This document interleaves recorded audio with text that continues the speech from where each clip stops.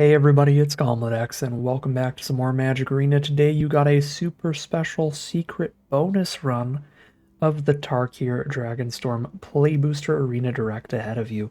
This is a completely impromptu video, as you can probably tell by the fact that there is no face cam right now. It is 10 p.m. at night, just got done with a very long day of schoolwork in addition to a bunch of editing. So basically, this is happening because I just got done editing the last few of those Arena Direct videos, and I really don't like how we ended off the Tarkir Dragonstorm sealed format here. I think there were a lot of punts, some misplays, some tilts, a lot of really bad draws and stuff, and I just really wasn't having a great time in those last couple Arena Directs, and I think it really came across in the videos.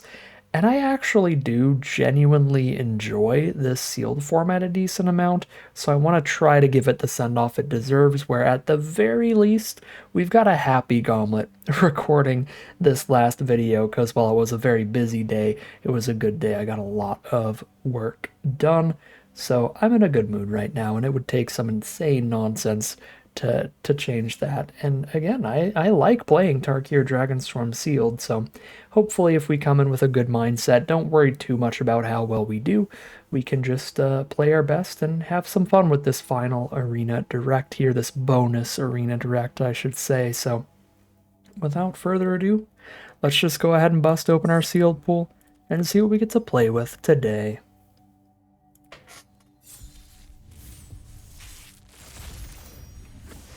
Alright, only a 6 rare sealed pool here. Kind of a statistical anomaly in the Play Booster sealed era, but we have 3 rares that are all in the same color, and all 3 of these are really aggressive rares.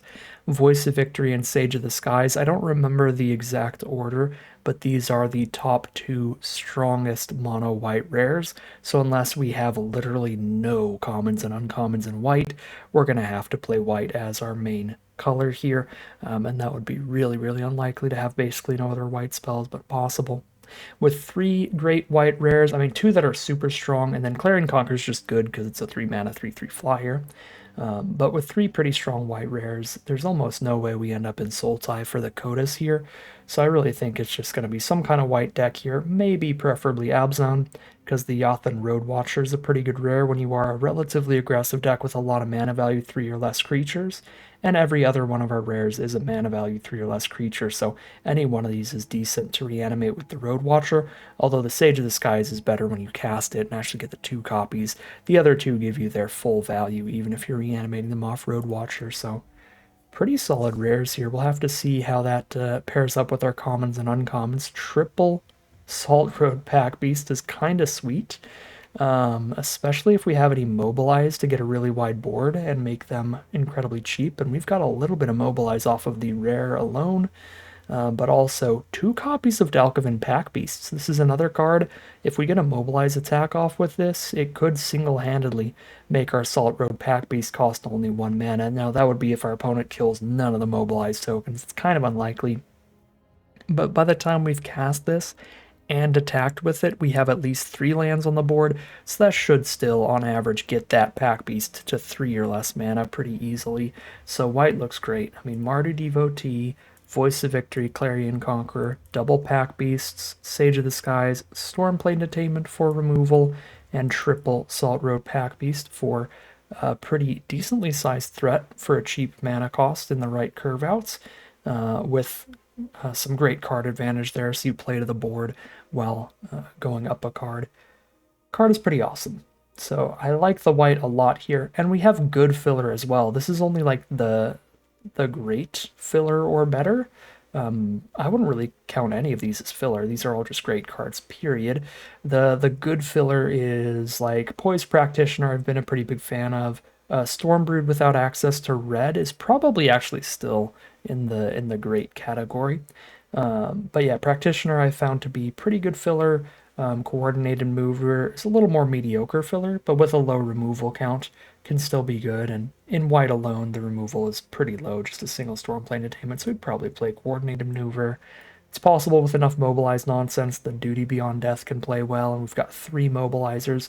Depends a little bit on our secondary color if we play that or not.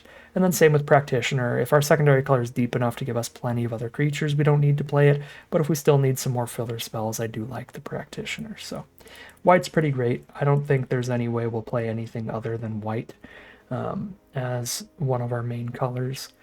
I guess the better way to say it is I don't think there's any way we will not be playing white. So let's check out the multicolor and colorless. We're always supposed to do this first, but with 3 excellent white rares, I wanted to look at white before anything else. We've got 2 Evolving Wilds to fix no matter what we're doing. Triple Opulent Palace, Mystic Monastery, Temur Monument, Mardu Monument. This is kind of a wild amount of mana fixing here. Every one of our dual lands has white in it. Okay, no, not the Thornwood Falls, but what if we play the weirdest deck ever? We just play like white as the core and then all of the dual lands and just splash in the best off-color card in every color. That'd be pretty cute. I don't know if it's really necessary. We've got Yathan Roadwatcher towards Abzan, Kintree Severance there as well for good removal. Jeskai Shrinekeeper's a great card for Jeskai. And Karakit Guardian's good for Temur, but that's not a white-aligned clan, so I think that's unlikely. Mardu Monument towards Mardu is pretty sick. I do like that a lot. So that's interesting to keep in mind. And if we go Mardu, we also gain access to Kintree Severance as a 4-mana removal spell. Still decent there. We have 2 really good 2-mana red creatures, the Shocking Sharpshooter and the Shock Brigade. The War Effort plays incredibly well with our white mobilized creatures. That'll be really scary. Underfoot Underdogs it plays well with as well. There's some Leopards, Equilibrium Adept. The only thing I don't really like about red-white for a Mardu deck here, obviously playing the Mardu Monument as well, is that I just don't think we have a lot of 2-mana creatures. So we're not curving out that aggressively. Really get that ball rolling at 3 mana and up, which is awkward. You do want a ton of 2-drops to be the ideal amount of aggressive, but there's a lot of good cards in these 2 colors and they play really well together. So there is that. What do we got in blue? Like Wingblade Disciple's really good. Bewildering Blizzard's really good in slower decks, and Focus the Mind is fine. I'm not really excited about the blue here. I would be most excited about a color with a bunch of good 2-mana creatures to fit with the white. And hopefully black's got that so we can go Mardu. Splashing the best red cards still. 3 2-mana black creatures. One of them is basically unplayable in Mardu. The Blood Flies doesn't do anything. And the other 2 are incredibly filler. So I play black and get 2 filler 2-drop creatures, or I play red and get 2 really good 2-drop creatures. Alright, the curve is not as aggressive as I would want it to be for a really aggressive deck, but we can play Mardu. There's good splashable removal here with Dragon's Prey, Caustic Exhale. Storm Singer is just nice with a bunch of mobilizers. We could play that off the splash as well if there's not enough on-color card quality. There's really not much going on in black outside of these 3 spells. These are the good black spells. Everything else is good filler like Nurturer at best, and bad filler like Earthcarver at worst, and Delta Bloodflies. What about green? Yeah, green is heavily unexceptional. No removal. Nothing scary. I mean, I guess Earthcarvers are slightly scary, but it's nothingness there. What about colorless? There is 1 2-mana colorless creature. I generally am not the biggest fan of the Embermouth Sentinel, I'm going to be honest, but I do think it could be a borderline playable here. Because we're pretty low on 2-mana creatures for a pretty aggressive deck, and I actually do have a 3-mana dragon. So if I ever get the Wombo combo together, that would be quite fun, where we play the 3-mana dragon and get to actually Embermouth Sentinel for full-on ramp early. But we're also like low enough on fixing. I don't know, we've got a decent amount of fixing. But the more aggressive your deck is, the better mana you need, because you really need to play your best cards on curve. So I do still like having just an overabundance of fixing here. So including the Sentinel as well for more fixing is an additional benefit to it. That's definitely not nothing. Okay, we've got enough spells here. We don't need to play Voice Practitioner. Definitely need to play all the 1 and the 2 mana creatures. Don't need to play Sun Shield or Hawk. Possible I could play Coordinated Mover or Duty Beyond Death. Not interested at all in Summon Intimidator. I could be convinced to play Stormsinger. Probably not, but I'll put it in for now.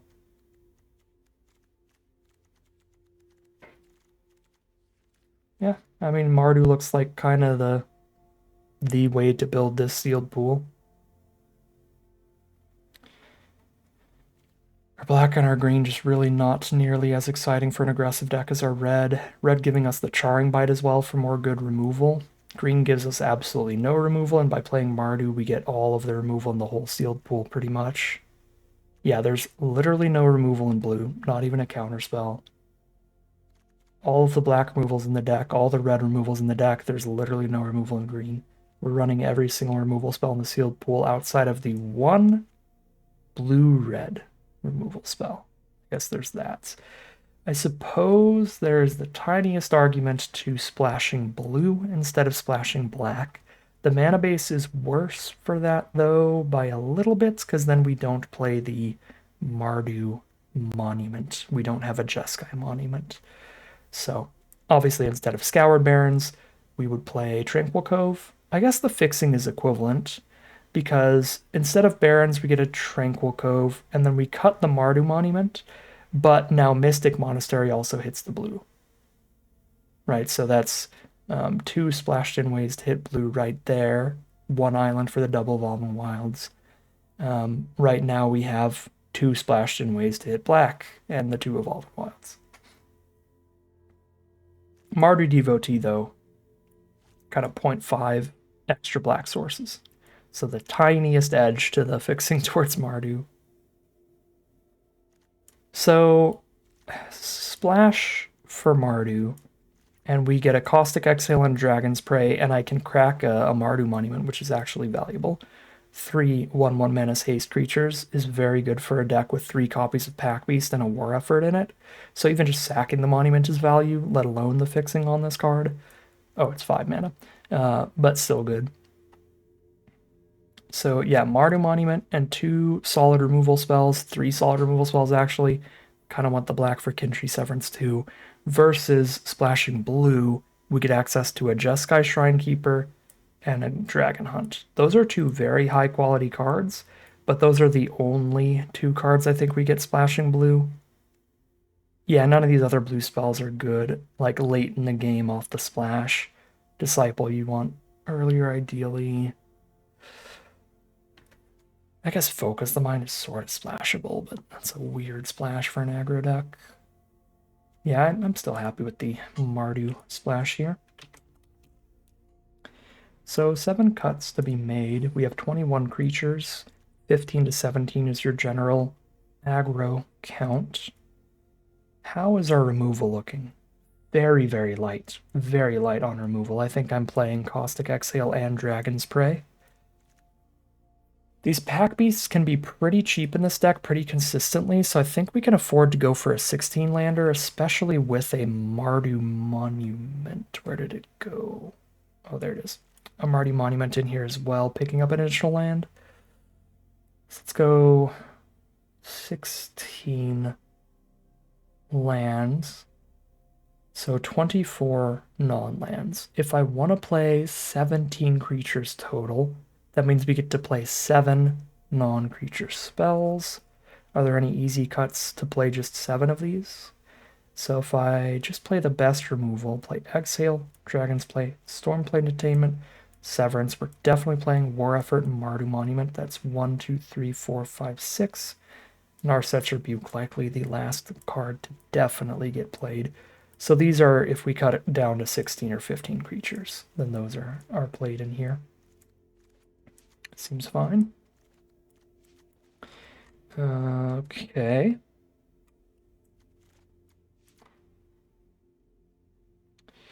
So that's 2 cuts. I need to cut at least 5 creatures. I think we are cutting Stormsinger just to lower that black splash a little bit. Sage of Disguise is a later game play because we need to double spell for it. I should probably run 17 lands because I do need a lot of mana to flurry out Sage of Disguise. And the curve's a little bit high because of all the 3-drops. I don't know, I've also got an Embermouth Sentinel drawing a land too. No, I am going to go 16 lands here.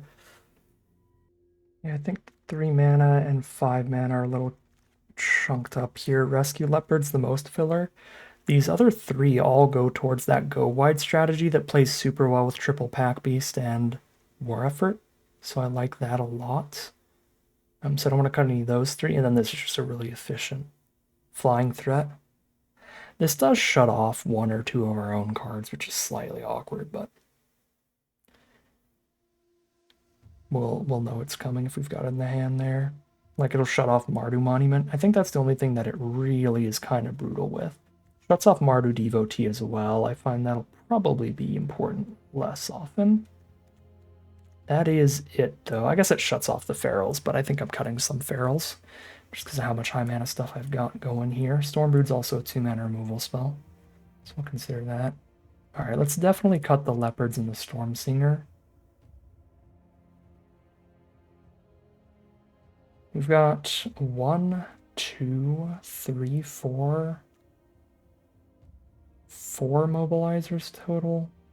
Still feels a tiny bit low for Duty Beyond Death, honestly. Yeah, I just feel like both of these are pretty inconsistent instants. Let's just maximize the creature count, drop the 2 instants, drop the 1 land, drop 1 of the Ferals, and then these are still castable as flush outs early to give us some card selection if we're flooding out. And that's also a cheap spell to like flurry with the Sage on turn 5. Play the 2 mana flush out, the 3 mana Sage could be worth it. So let's double check our mana here, but this looks like a really nice Mardu deck here, kind of Boros Splash Black as you want to be. We've got 12 white cards and 8 red, 3 black. Only 3 black cards in the entire deck. I have Mardu Devotee, Embermouth Sentinel, Mardu Monument, and 2 Evolving Wilds to pick up black. There's no way I'm running more than 1 swamp at that point. So, for the main color of white, 1, 2, 3, 4, 5, 6, 7, 8, 9, 10 from double Evolving Wilds. The secondary color red, 1, 2, 3, 4, 5, 6, 7, 8, 9, 10 from Evolving Wilds. It actually seems like a pretty exceptional mana base. We could probably go as far as to cut a mountain for another swamp.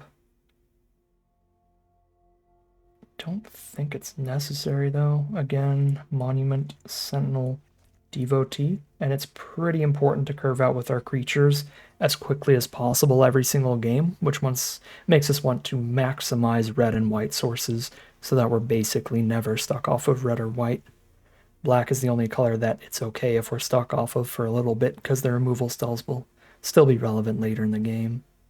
Yeah, I like this deck build. Looks like a solid kind of Mardu deck here.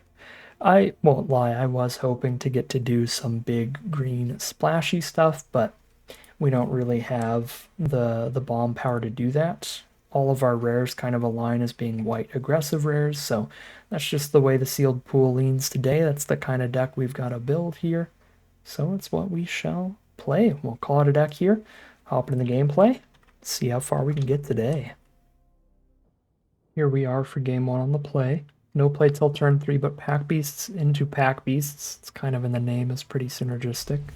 And we have all 3 of our colors, so we can cast anything we draw.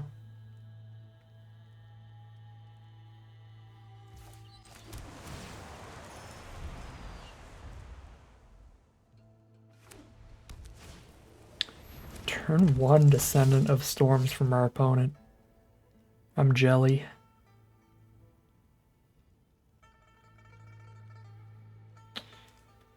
The card's pretty good even with no backup in their hand. Do I Devotee here?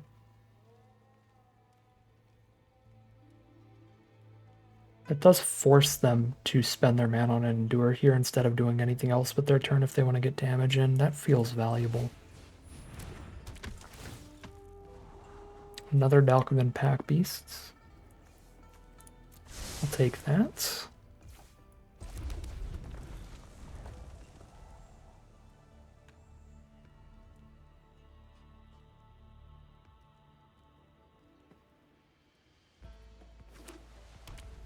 Double planes from opponent. They are going to spend the turn on Enduring and hit for 3. We go to 18. Here's the Pack Beasts to lock in the Salt Road Pack Beasts for card draw next turn. We'll see what their third land is here. Might be able to get to see their second color now. I imagine it's red, starting with Descendant of Storms.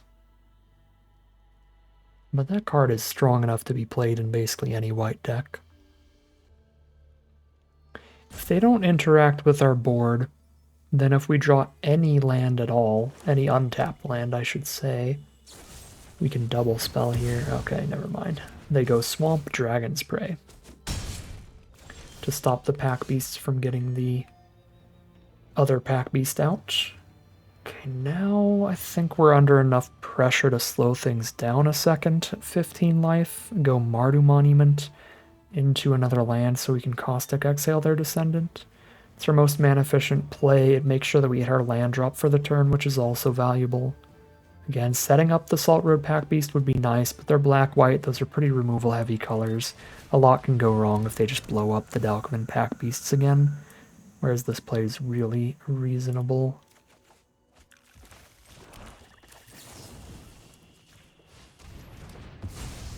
Kind of no matter what.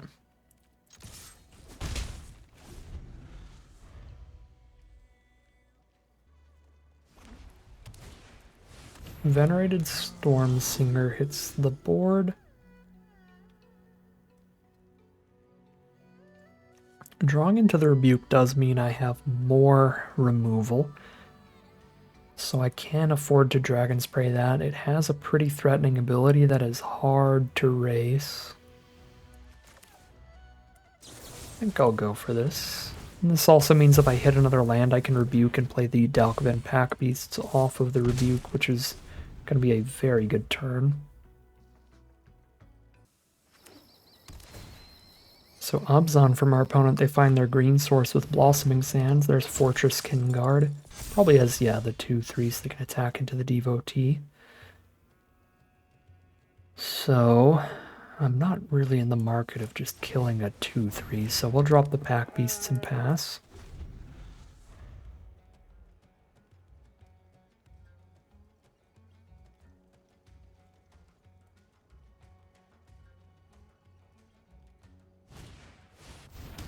Their hand is just like all removal. So they are going to make our Salt Road Pack Beast pretty expensive. This is a lot of Dargans, and not a lot of mana for the Dargans. I am still just a single land draw away from casting the Stormshriek Feral. I'm like a single mana away from casting the whole hand, basically. The Mardu Monument's also a mana away from the crack. Do I have to flush out here?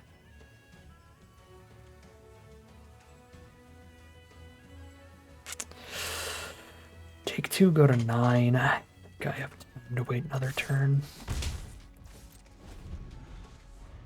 On a 2 damage per turn clock.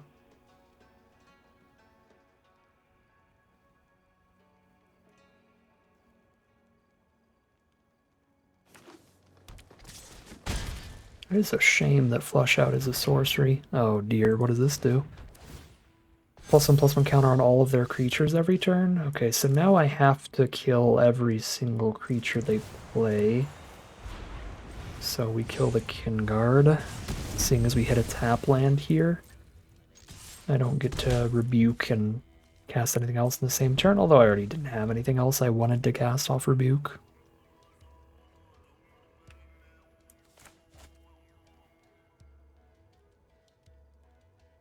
Crack Mardu Monument if we're not under any pressure. Oh dear. Kingard is very good with that siege. Because both of those creatures will be getting a +1/+1 counter. So the counters are in the end step. If I play a single pack beast, they don't have attacks this turn. They're at 17. How do I get 17 damage to them before they kill me?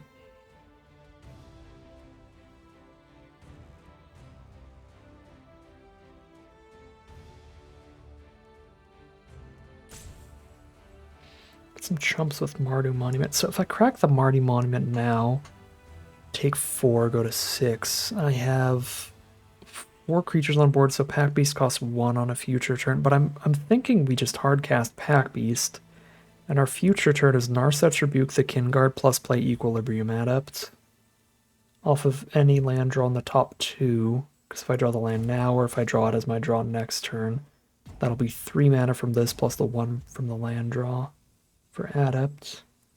Yeah, I think it's Pack Beast, and that holds off their attacks this turn.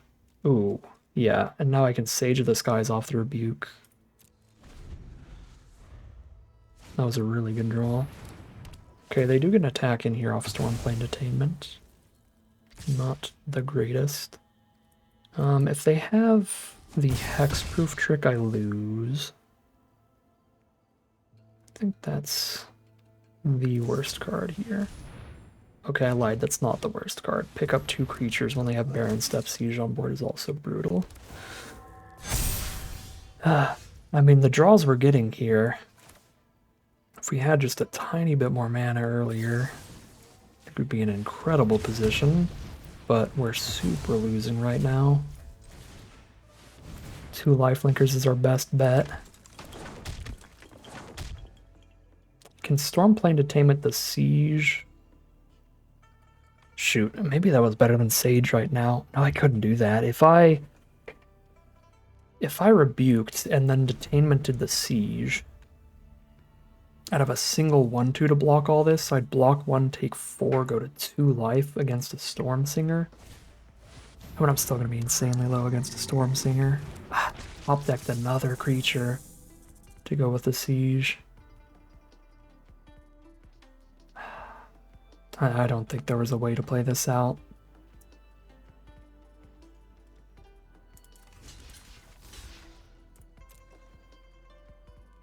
Get rid of a 4/4 here, essentially, with the double block. I mean, they are out of cards in hand now. If they miss every other draw step, do I have a chance? Nah, I mean, this is already, I think, enough to kill me on board. If I don't hit something good and a Plains is not something good now, I would need something cheap enough to play alongside Detainment. Right, because now I detain the Siege. These 3 can attack in at no risk. I block 1, take 6. Yeah, I mean, the way we played it out gets us to like the 9 life here. If we did it the other way, we don't have to worry about the Siege, but we're at 2 life still against this very wide board. Yeah, I'm not seeing how either of these lines would work for us. If I detain Stormsinger, also dying to everybody else. Could go to 11 here. Does that matter? Detainment the Siege, go to 11, chump the 4/4, take 1, 2, 3, 4, 5, 6, 7, 8, 9, 10, 11, because when the mobilized creature dies, we take 1. So I take 11 on board if I exile Siege and attack with the Sage. If I exile Stormsinger and attack with Sage, take 9, but then definitely die the turn after this, and our opponent is still at 16. So it's not like that leads into anywhere close to lethal in the future. Alright, I think we are dead no matter what. And that would be the same had I detained the Siege instead of played the Sage.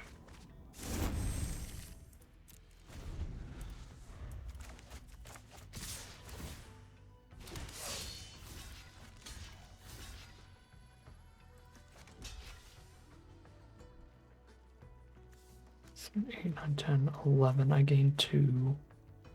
Take 2. I have to chump. I can't even kill the 1/1 here. I can't even like leave the devotee on board here.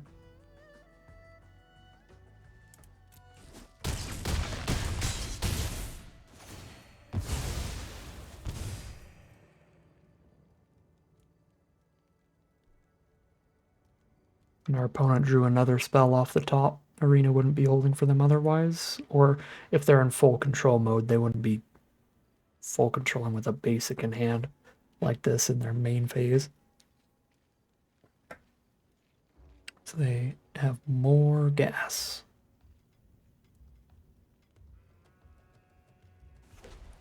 Oh, all right, I lied. They were just AFK. All right. 4 blockers to not die. I can make 3. Yeah, they got me there. Do not think there was any way for our draw to beat theirs that game, as well as we could have done there. 0-1 heading into game 2. I do definitely want to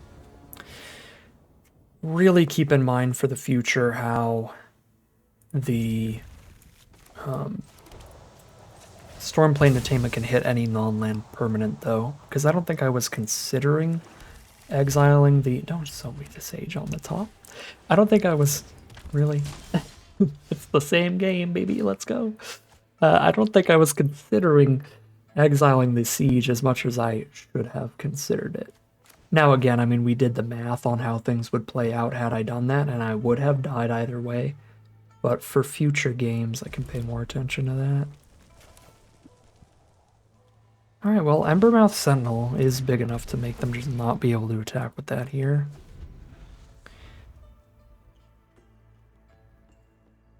Unless they just get the 1/1 here, which is fine value. They're up a single 1/1.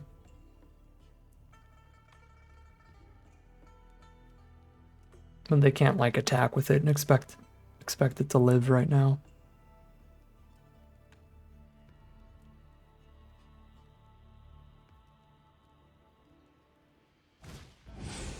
Okay, discard a card, draw 2.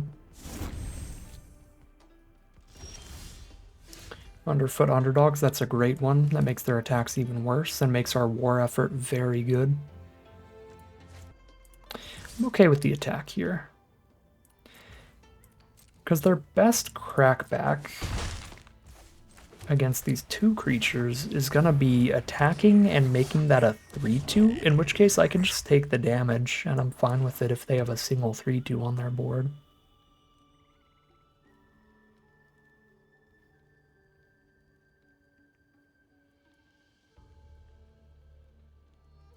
This should be a very good war effort game off that Underdogs draw. There's the Boltcaster, rough game for Boltcaster.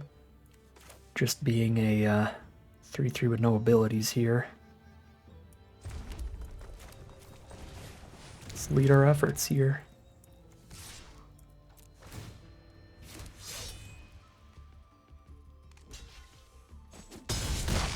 They're down to 15. We keep our whole board for now.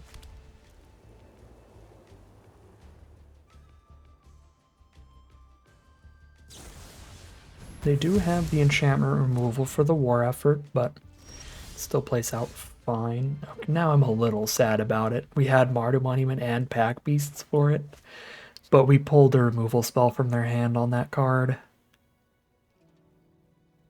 I could play Mardu Monument and Pack Beasts in the same turn. I can't play Exhale and Pack Beasts, but I could play Exhale and Monument. I think I'm fine to take 1 turn off of attacks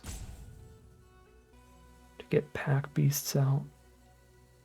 Yeah, let's take 1 turn off attacks to get Pack Beasts out and also set up the Monument to be cracked later. This also lets us save Caustic Exhale for something potentially scarier than a 3/3 with no abilities.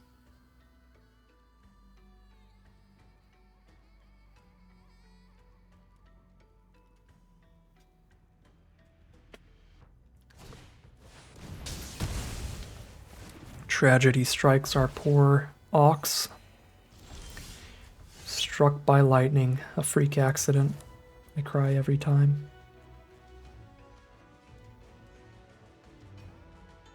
This Pack Beast will cost only 1 mana if I crack Monument now, but I'm not even getting good attacks cracking Monument now. If I had 6 mana, I would crack Monument plus play Pack Beast for 1, but that is not an option here.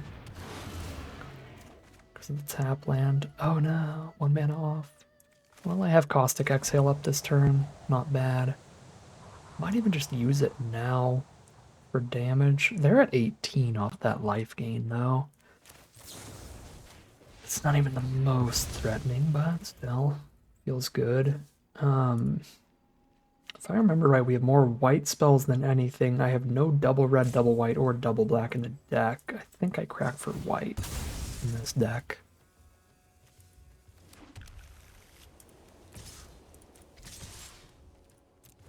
Send in the squad, no blocks, they go to 14.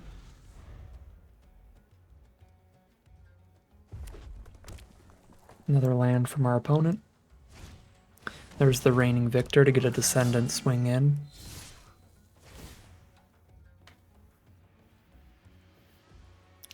What are the odds they have 2 copies of Boltcaster in their sealed pool? Okay, never mind. Oh shoot. Why did I think this was mobilize, not endure? I was gonna consider not blocking the 1/1 attacker, but it's not a 1/1 attacker, it's a 1/1 blocker. Oh, summoning sick 1/1. Go big.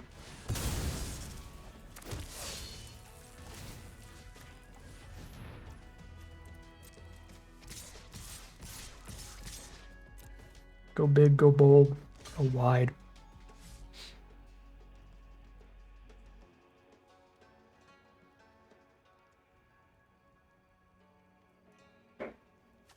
We are running 2 Stormshriek Ferals I could discard a card and draw 2 with. I highly doubt I'm casting that half of them, but that would be the argument for not playing this mountain.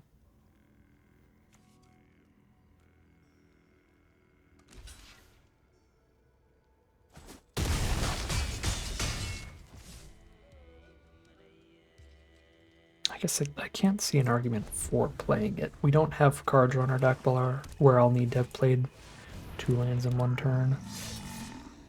Okay, Marshal the Lost is kind of scary here.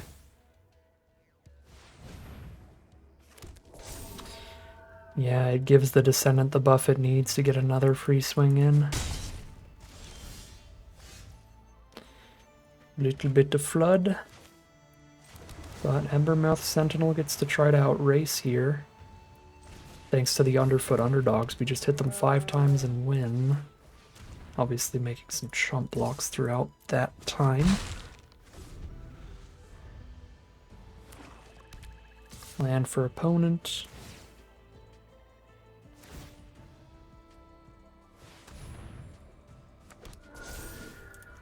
Let's see the combat trick here.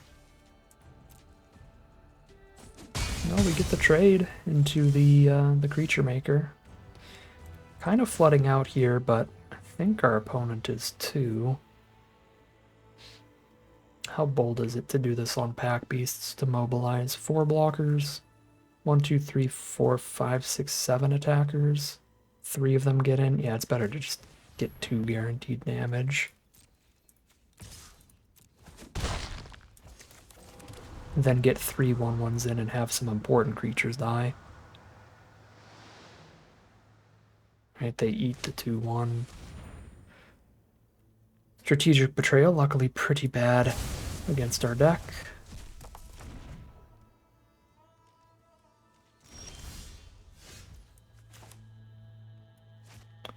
Three more swings is the plan.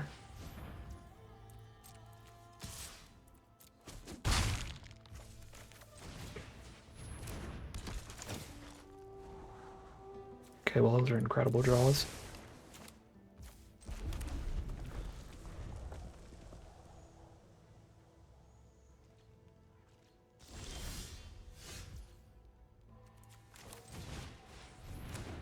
Shut off their ability to cast spells during our turn. And then lethal. because Pack Beast is 3. Attacking creatures. They have 4 blockers, so 1, 2, 3, 4. Yep, that's 3 creatures getting in. Now that we know they can't cast spells thanks to Voice of Victory, we know that this is lethal.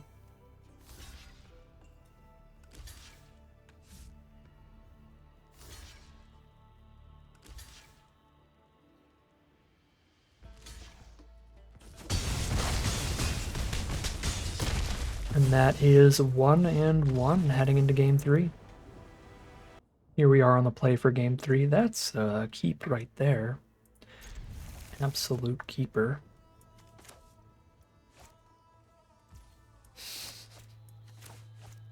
Tempted to try to make this my turn 4. So this is my turn 2.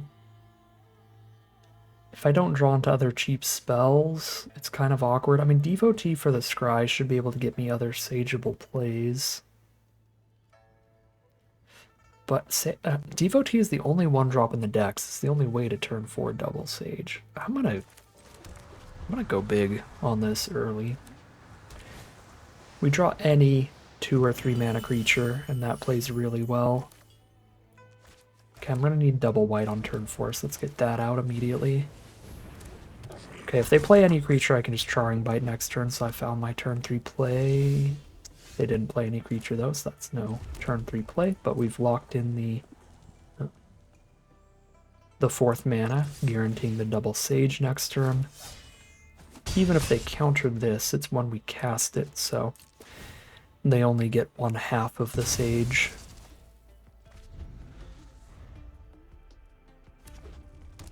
Jeskai from our opponent. Alright, their counterspell's gonna suck here.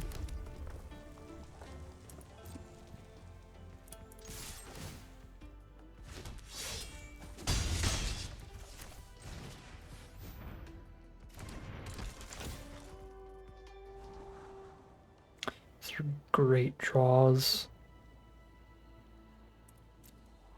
So they're going to counter 1/2 of Sage of the Skies, so I'm going to have 1, 2, 3 creatures on board.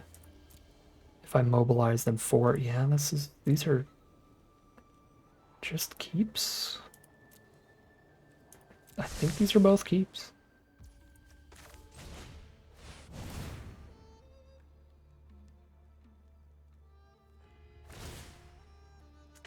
No counter.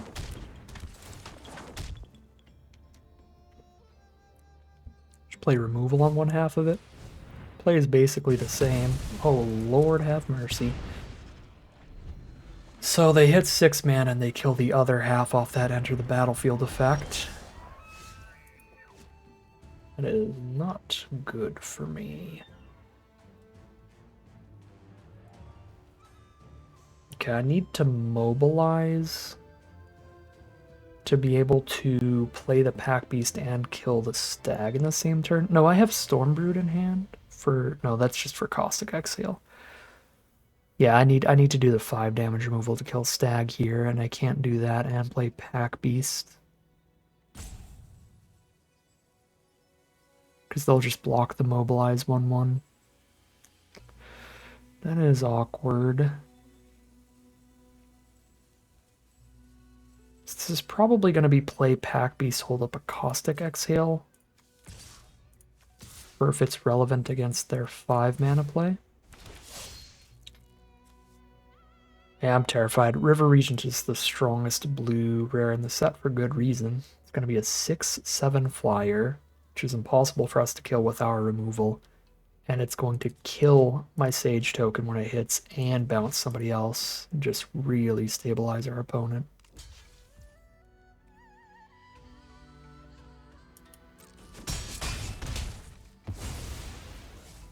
We are just desperately hoping to kill them before they hit 6 mana. We really need them to miss a land drop somewhere here.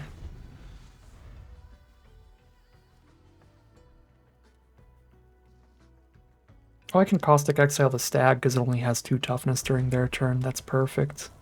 They did hit the 5th mana, which is not perfect, but on board they don't actually have the 2nd blue source yet. So it is still possible that they somehow get cut off of the the Meringue River Regent next turn.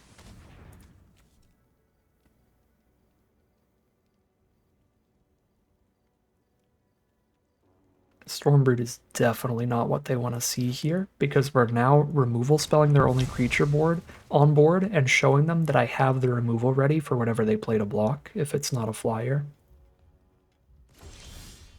So they're going to play instant speed interaction instead.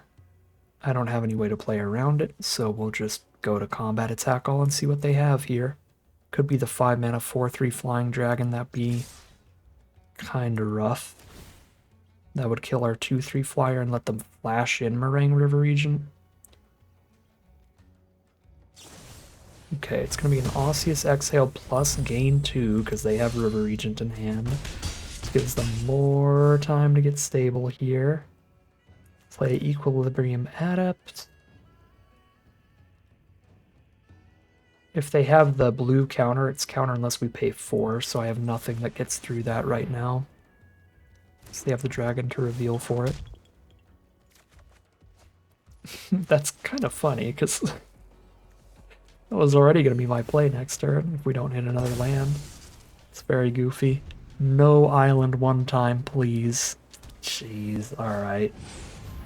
We might get soloed by River Regent. The card is egregiously strong. Sharpshooter can do a lot of work to try to kill through that, though. That was...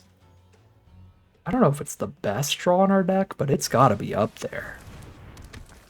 I immediately have a plan now that I really didn't before.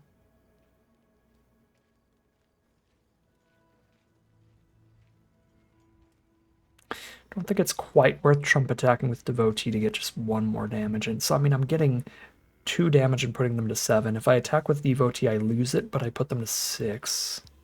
I don't think it's worth it.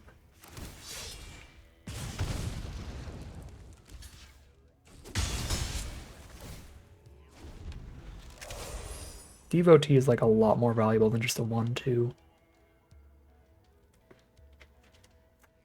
That mana fixing can still end up being pretty relevant, even this late, with decent lands on the board.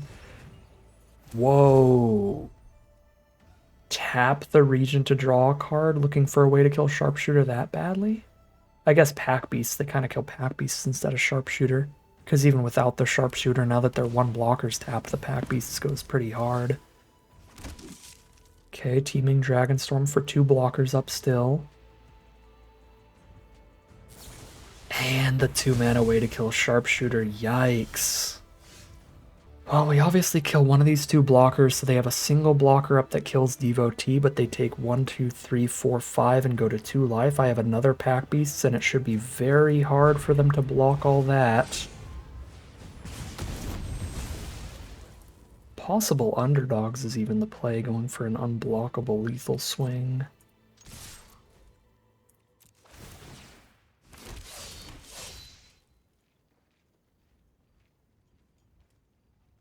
But I can't make a 2-power creature unblockable, so no, just the super wide board is more relevant. Play another Pack Beasts. Okay.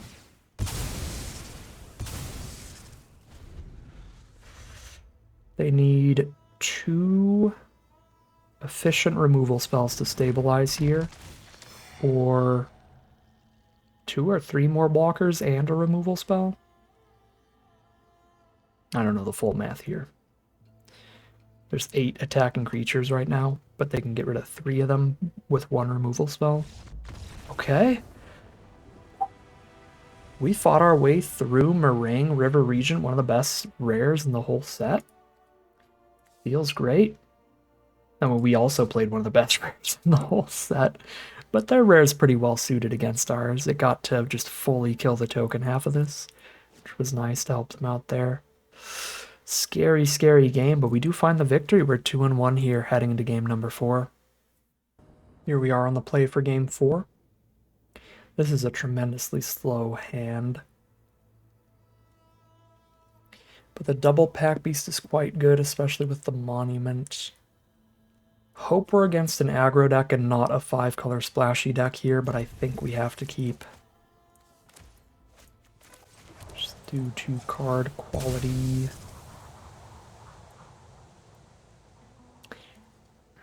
With Kintry Severance and Exhale in hand, I think I have to Evolve in Wilds for black and Monument for red.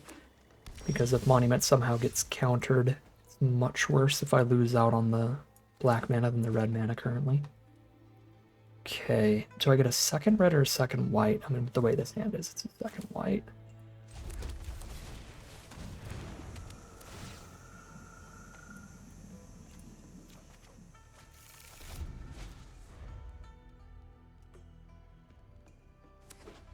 Green, white, Sultai Devotee starts them off. I don't mind ripping that out of here, getting the Death Touch out of here so it can't trade up into a 4/3, and getting rid of the mana fixing that provides. That could be relevant. Surok, well, kind of have to let them draw the Surok card, which is always a bummer. Surok, just one of those kind of guaranteed 2-for-1 value plays, great rare.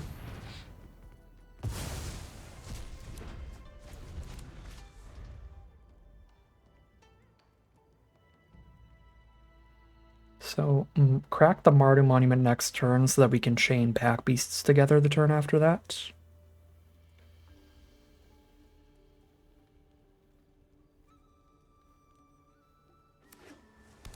Play an island, so they are at least 4 colors. Not the matchup I wanted to see. Voice of Victory now. I lose a single 1/1 to kill Sultai Devotee if I crack Mardu Monument. I think I'm still on Mardu Monument.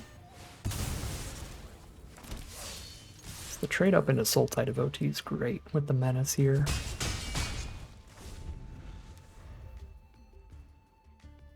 Now I could go Voice of Victory, Pack Beast next turn.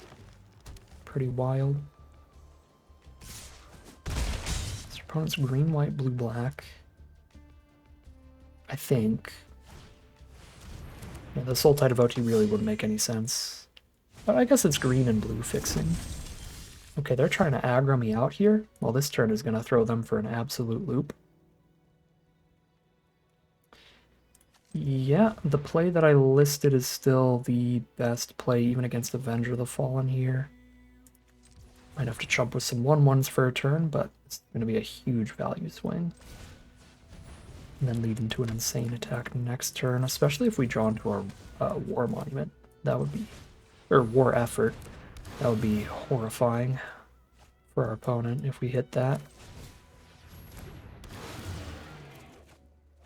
Ooh, Sage of the Skies is also horrifying. Plays super well with our Rebuke too.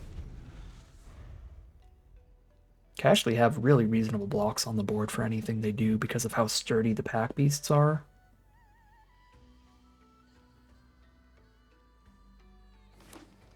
They have 2 cards in their hand.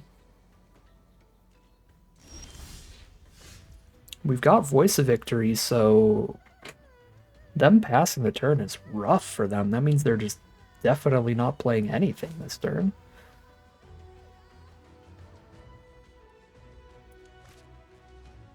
I mean, if we know they're not casting anything, do I care about these Pack Beasts that much? Should I just jam them in here? Trade into the Death Touchers and get them out of the way? I mean, we literally know they're not casting anything. I think I'm going Sharpshooter Sage here, and then Rebuke Underdogs later. Alright. Let's get the Death Touchers out of here.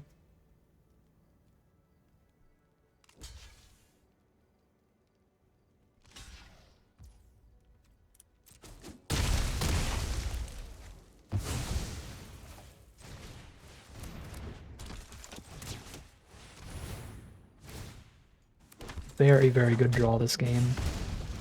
Drew into the Voice of Victory, drew into the Sage of the Skies. Partially caused by the fact that we had double Pack Beast in the opener to help draw a little farther, but still, very good luck.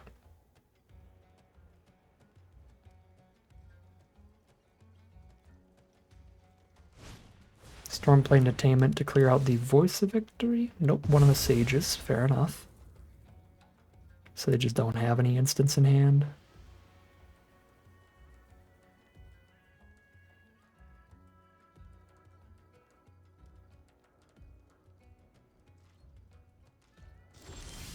Okay.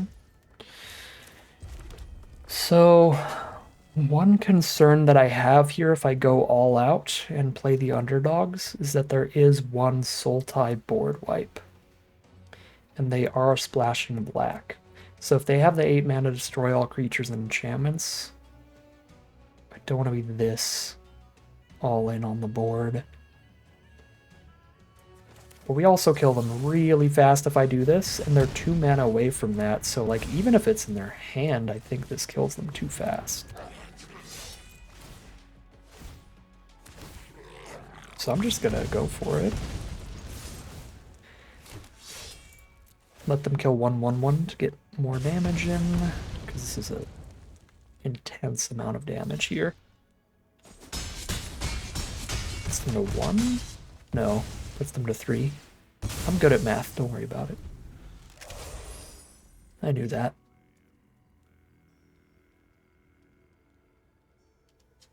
Unless they go mountain into the Teamer board wipe, I don't see how they win this. I don't think we play around that. We saw like multiple ways to fix towards black. Meringue River Regent again. Just beating our way through that card. Let's go. Feels good, man. 3-1 now. We have guaranteed we are getting pretty much half our entry fee back. The 3-win streak after the kind of guaranteed loss of that first game feels great. Nice rally in this event, but we'll see if we can't keep it up heading into game number 5. Here we are on the draw for game number 5. War Effort's super good with Pack Beasts. We don't have... Okay, we actually do have Rebuke to go with Sage, but I need to draw a lot of lands towards the Rebuke. So I do still think I don't have a great way to use Sage here, but this is still a definite keep. Hoping to draw a bunch of lands, but we're on the draw, which gives us another draw step to do that. Awkward the Evolving Wilds has to grab white here, because that's going to make Kintry Severance really unlikely to cost 4. But it'll still be okay at 5 much later in the game. I need to crack it right now so I know I can cast any 2-drop I draw into. Some of our best cards are our 2-mana white spells, like our Voice of Victory, so make sure I have the mana up for anything I draw, but we drew a 3-drop, so it doesn't matter.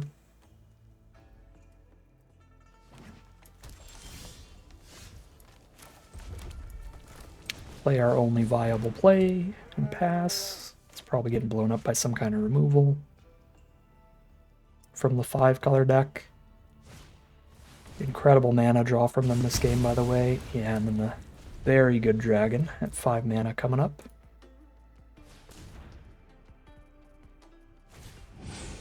Yep, that's full 5-color. So expect to see at least 6 rares from our opponent. Playing all of the colors in their sealed pool, they get to play all of the rares in their sealed pool. I don't have a lot of cards that cost more than 4. So I think we drop Adept here, hoping that it digs towards a land. Either it exiles a land, or it exiles some other card to get closer to the land. Alright, if we top deck the land, now Sentinel into Sage of the Skies is legit. So there's that Stormbrood, that's obviously a problem. Come on, land. Land would be incredible here. Let's go. I can Rebuke plus Sage, but I can also Embermouth Sentinel plus Sage, and if I don't Embermouth Sentinel plus Sage, then Embermouth Sentinel is gone forever. So, Embermouth Sentinel plus Sage it is. And I think I do put the Black Source on top. I don't mind drawing another land here right now. And this is double spelling, so the Adept can attack, threatening to trade into Stormbrood.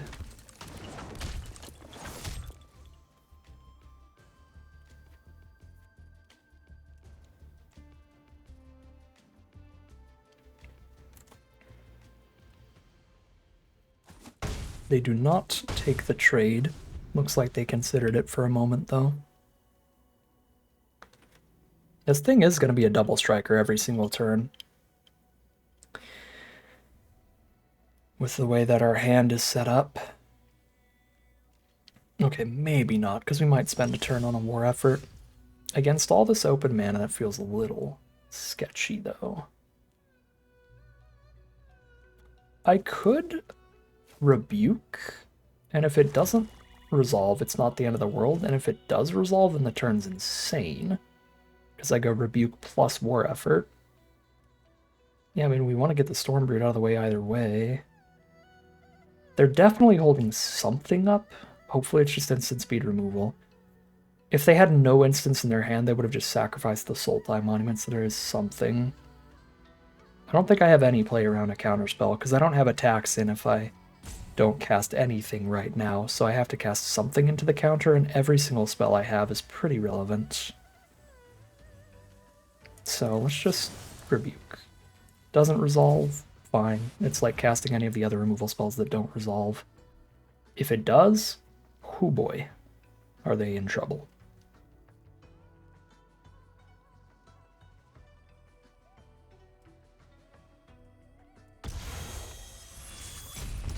So wait for us to pay the 2 life for the ward and then play whatever they're going to play here.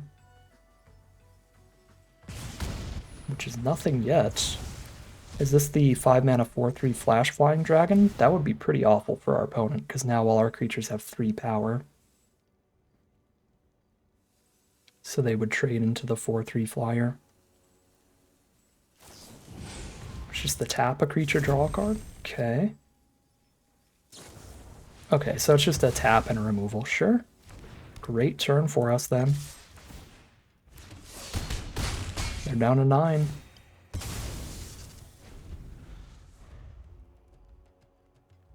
Our biggest fear is board wipes. All of the board wipes in the set are mythic rare, but because our opponent is in all 5 colors, if they opened either of them, they will have access to them. There's a 6 mana deal 3 to everybody. Equilibrium Adept gets through that. And there's an 8 mana destroy absolutely everything. I don't think we're super worried about the 8 mana board wipe, because we'll probably kill them before that at this rate.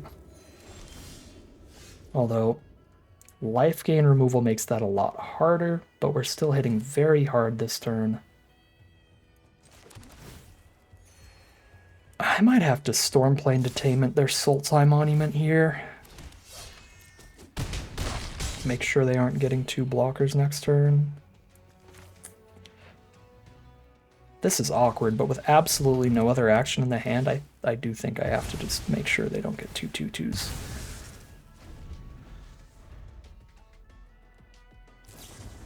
Caustic Exhale. Super removal loaded sealed pool. This is 5 damage on board. So, unless they have a millionth removal spell, just kill here. But it kind of seems like they do. Maybe it's the Flash Dragon?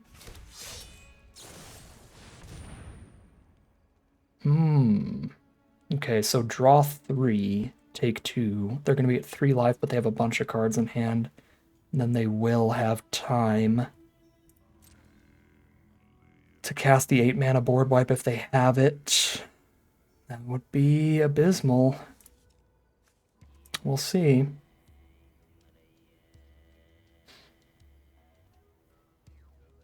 We are flooding out at a pretty inopportune time here. We haven't drawn a creature in a million turns.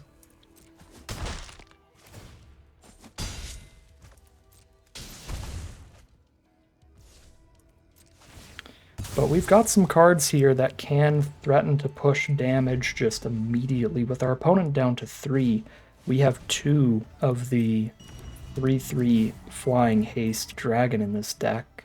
We also have the creature that pings them for 1 every time we play any creature. So we have a lot of really threatening cards, even if they stabilize on this initial board wipe, or initial just even removal at this point. It's not over yet. We still have a lot of draws that could kill them immediately. Let's see if we can get them. Plains is not one of those draws. We have to pass. There's absolutely nothing we can cast. There's discard 1, draw 2 from our opponent. They are really digging for some kind of super threatening bomb rare mythic. There's Codis. That doesn't really matter. I can exile him. Unless they have a counter to go with them. Let's see.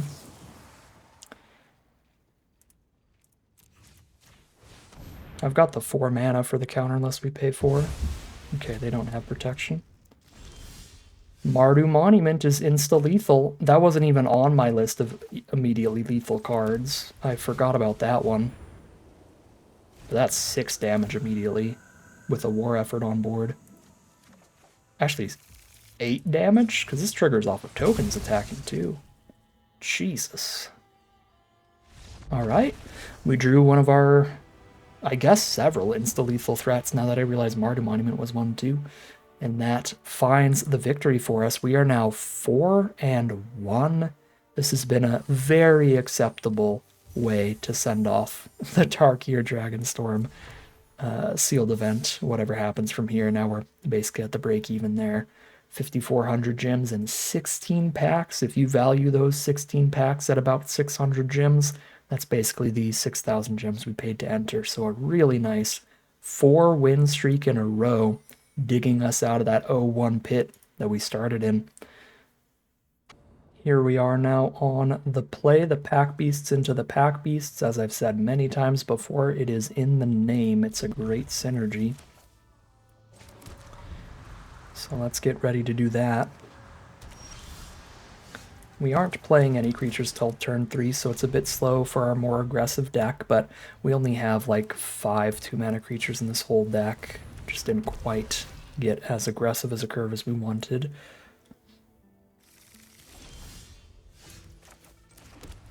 Sage of the Skies is a great draw. If they don't have the early removal for Pack Beasts, then we will get to play the Salt Road Pack Beast plus Sage of the Skies in the same turn next turn, and that'll be really brutal. No, not quite. I'm 1 mana off from doing that. Dang. Okay, well, it'll still be good. I mean, I guess I technically could play them both in the same turn if I play the Sage of the Skies as the first spell, but that's a terrible idea. We need the Sage to be the second spell whenever we play it. I could play the second Pack Beast for 1, so depending on what we draw, we might play the Evolving Wilds as a tap land. Yeah, if we draw a 2-drop so that I can spend 5 mana next turn on 2-drop plus 3-drop, then we definitely do that. This is gross. My god, I can even play Mardu Devotee. I think I need to get the tap land out of the way to guarantee 5 untapped mana next turn, though. Yeah, double Dalkovan Pack Beast, triple Salt Road Pack Beast is such awesome synergy out of this sealed pool. We haven't gotten to see it really pop off that often, because our opponents keep killing the Dalkovan Pack Beasts. But that's fair enough. Like, we see what happens if they don't kill it.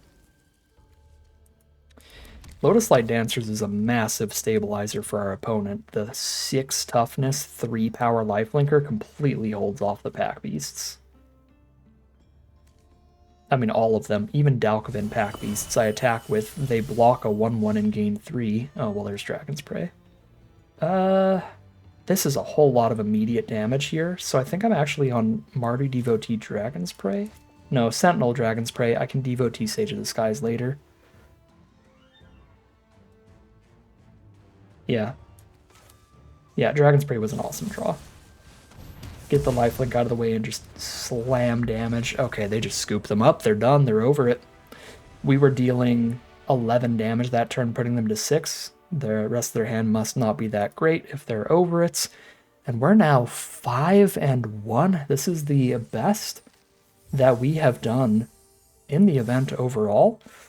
8,100 gems and 24 packs. That is very far in the money. But more importantly, it's only 1 win away from leaving the event with a play booster box of Tarkir Dragonstorm. So next game is going to be the really stressful, really spicy one with physical Magic the Gathering cards on the line. That would be pretty cool if we can get there. But even if we don't, this makes up a lot for the runs that we didn't get any prizes back. Our 2-2 and 1-2 run we had at the very start and the very end. So now we've got a pretty excellent record for adding up the win rate in all the events combined, no matter what happens. But fingers crossed here. We've been getting some good draws, making some good plays so far. Hopefully we can keep it up again in this next round, dodge anything scary from our opponents. All right, here we are against literal Pro Tour level Magic player Luis Salvato here. So a terrifying, not literal final boss, because if we win this game, we do play another one trying to get another booster, but basically a final boss. This is the final game to try to get a booster box at least. So quite an exciting final battle for us. That is a good draw. It does not work well with our Mardu Monument, but I think it's still threatening enough early enough to draw into it here. It also doesn't work well with Mardu Devotee, but Devotee doesn't matter too much. Okay, there's Descendant of Storms. Force the activation on the attack here.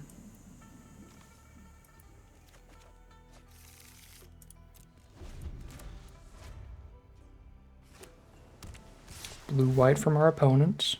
They are going to make it a 3-2. Fair.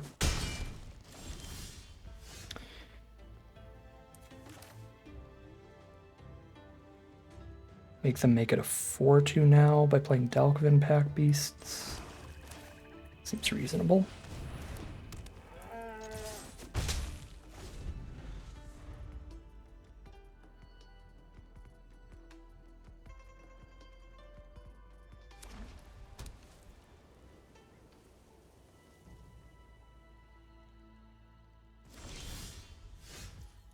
Bunch of mana up here from our opponent.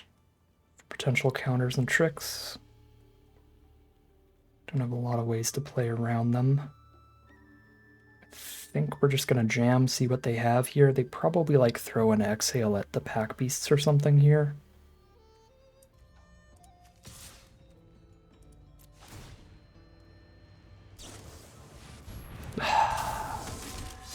Yeah, there were no commons or uncommons that really hose us for that attack. It's the one flash creature that costs 3 or less, a rare. Kind of hard to play around that. That's brutal.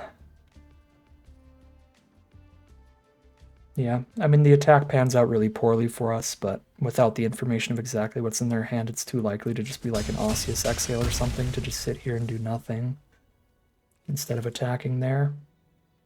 Alright, this is brutal. We have no removal in the hand, so Onofenza could single-handedly steal the booster box from us here.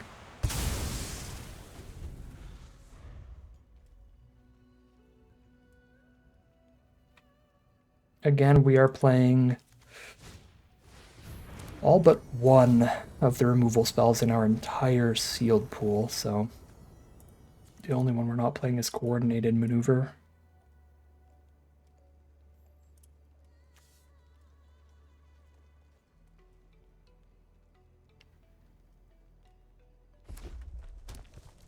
Yeah, 5 removal spells in the deck, that's very reasonable. Hopefully we find one of them very quickly. Opponent sends in Descendant of Storms. Makes it a 4-3. Triple blocking is horrific against Onofenza, so we have no good blocks, we just take the damage. Do not find any removal. We kind of flood a little here. I was a little concerned scrying the land away early was actually wrong, but then every card underneath it was another land, so when we see how that played out, it was actually super smart, I guess. Crack the Monument, and then I can play the Conqueror freely without hindering any of our cards. But I have to start drawing spells here if I've got any shot.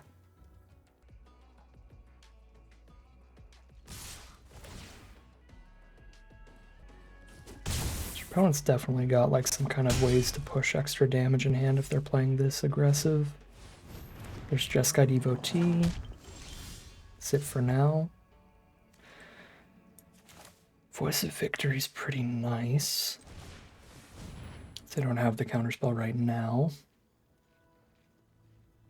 Force them into casting whatever they're holding up immediately. We don't have any untapped land we can play here to be able to pay for the counter unless they pay 4, if that's what they have. Tap a creature, draw a card, tap the underdogs. Sure. So here's Voice of Victory. Can play a land to go up to 8. Or sorry, to go up to 9 here. They're at 13. I can sacrifice 1 creature to put them to 9. They'll be at 9 life with 3 creatures on board. I think that is worth sacrificing Mardu Devotee. Just sacrifice it to lava flame their face or whatever that spell is called.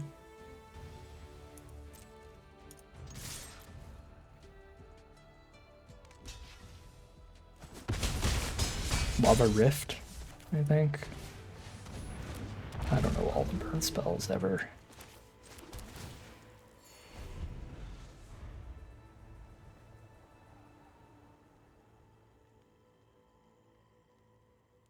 If they have 2 2-mana removal spells, we die here, because they get to flurry them, but that would be an incredible hand from our opponent, where we would just die any way we play it. Okay. Then you got me. I think that was our best bet there, going for the aggressive swing, because it leads into a really, really aggressive counterattack the next turn, where if we draw into a lot of different spells, we lethal them there, like drawing into War Effort would be the most obvious way to lethal. But if our opponent just has like 1 more creature or something to play for the turn, then any removal spell also gets there. Yeah, I don't think we could have played that out any better. They just happen to have the double super cheap removal to lock in that kill. If I just held a bunch of 1/1s up here, I immediately start getting into chumps where I'm ending up with no board state. I'm trying to top deck into some single-handed bomb that can flip this table to where I can like kill multiple creatures and be a creature of my own, and my card doesn't have a single card like that. Or my deck doesn't have a single card like that. My deck has cards that could win with a wide board state out of nowhere if we get our opponent low enough. It doesn't have cards that can get us from a chumping every turn position to a winning position, so I think we played to our outs there. It obviously looks bad. We died, a couple turns sooner than we would have, but we were playing in a way that would lead us to lethal draws instead of playing in a way that would give me more draw steps but no actual route to victory. You want to play in a way that sets you up to win, not play in a way that sets you up to not lose, if that makes any sense. If you're just delaying your loss for more and more turns, but not considering what ways you have to win the game, sometimes you're just playing it on and on for nothing.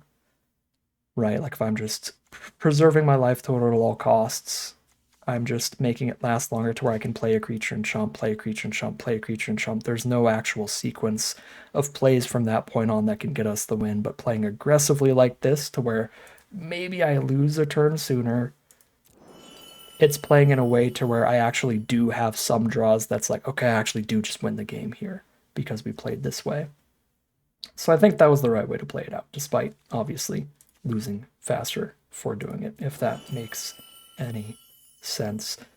Well, obviously a bummer to lose it right when we were in the pivotal game to win the box, but I don't think with our draws versus our opponent's draws in either of those 2 losses there was any way to win there. I really think we played pretty tight today, unlike some of the other runs this time around, and we did get rewarded for it. We got a 5-win streak in the middle there, and even the other events where I played, I made some misplays, made some punts, played a little tilted, we got enough wins there that you add this one in. The record was a 4-win run. Sorry, a 2-win, a 3-win, literally a 1-win, a 2-win, a 3-win, and a 4-win. So 1, 2, 3, 4, 5, 6, 7, 8, 9, 10 wins, plus another 5 here. That's 15 wins and 10 losses.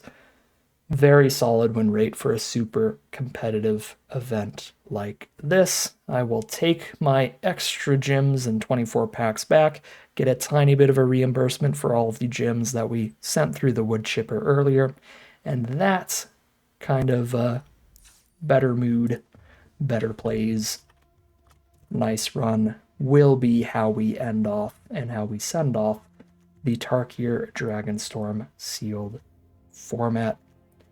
Again, last game was a pretty huge bummer. Obviously, it's always going to be a bummer getting that close to a booster box, but I still think we did really well today. I'm super happy with this deck, super happy with how I played. We beat multiple Moraine River Regents. In the end, we get paired up against a literal pro Magic player. The flash rare to kill the pack beasts there was such a rough start too. Yeah, that's gonna happen. That's Magic, baby. 5 and 2 will be the final run for the Tarkir Dragonstorm Play Booster Arena Direct. But that is going to end today's video. As always, I'd like to thank my patrons and YouTube members for their support, as well as you for watching the video. If you enjoyed it and you're interested in seeing some more like it, you can always like, comment, and subscribe to tell the YouTube algorithm to send you some more in your recommended feed. If you'd like to catch me live, you can check out the Twitch channel in the link in the description below. And if you'd like to support the channel directly, you can check out the Patreon link in the description below. But other than that, as always, thank you very much for watching, and I'll see you again soon for some more Magic Arena.